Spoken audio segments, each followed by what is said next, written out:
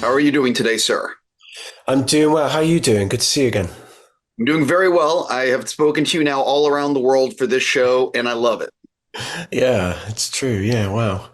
Yeah, the difference is now I've seen the first two episodes of season two, so I can actually ask you specific questions like, do you think are you ready for people to hate you by the end of the season, but the by the end of episode two? I'm going to hold your article specifically responsible for any hate that I receive, just highlighting that phrase Right. and putting it up there front and center.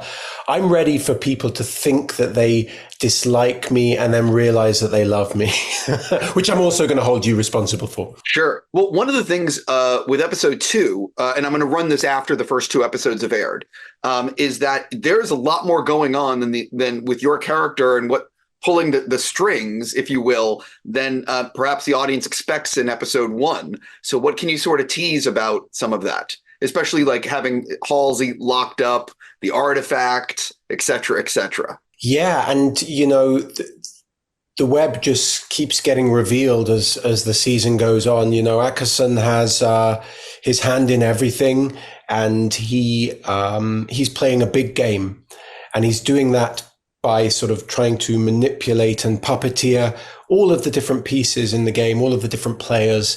And we get a sense that as the season goes on as well of the kind of toll, the weight, the pressure that is involved there, and the effect that has on him.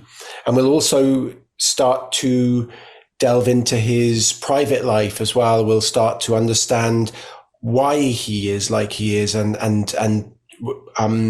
his background, why he's driven to be so adamant about his way of doing things. Well, one of the things is, I think that your character is trying to save the world.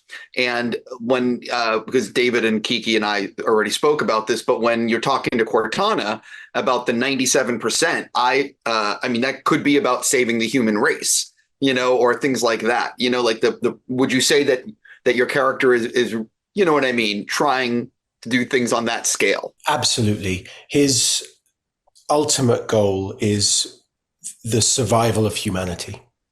And he understands that there are going to be huge sacrifices to make in order to achieve that. And, that he's all about the greater good.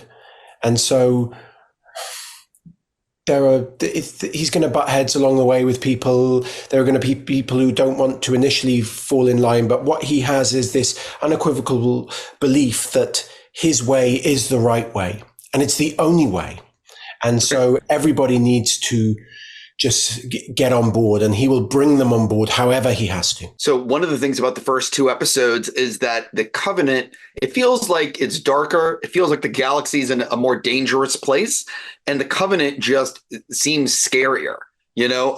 What's your assessment of season two as compared to season one, even though you were obviously not in season one? Yeah. So especially because of that, I can say that I think it's better, first of all. Allow me to elaborate. I believe that it's a grittier, grimier world. I'm very familiar with the world of Halo, and I've played a bunch of the games, 1, 2, 3, 4, and Halo Reach as well. I grew up playing Halo, playing co-op Halo. This is the Halo that I want to see.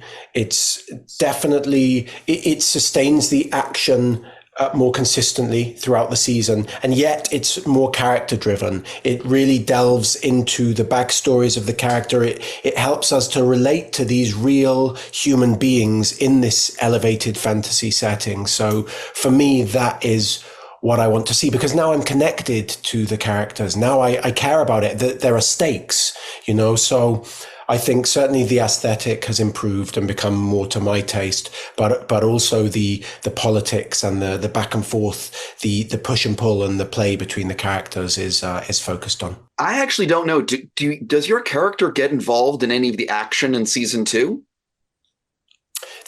Some later. Got it. Okay, so I know that episode 4, there's a lot of oneers, which is very ambitious filmmaking for a TV show. Do you get to be involved in any of that, or were you watching it from afar? In episode 4, no, I'm not involved in any of. I know what you're talking about. That episode is very focused on one specific scenario. So no, I'm not. I'm not a part of that action. Who was most excited in your life when you booked? Because you've done a lot of stuff in your career already, but who was most excited when you booked Halo? It's hard to say. I mean, my wife probably. Partly, I got her into video games, so we played a lot of games together, and then her just knowing kind of what that meant to me was incredibly exciting, and of course because it affects our life so dramatically. And then also my best friend, who's an actor as well, but we grew up playing games together, and we played Halo together. You know, we played co-op together. We were partners in that through a few of the games. So I did take great pleasure in calling him and telling him I've got a new job and it's a TV show and it films in Budapest. And I was just saving that moment. And he went, "What is it?" And I went, "It's Halo."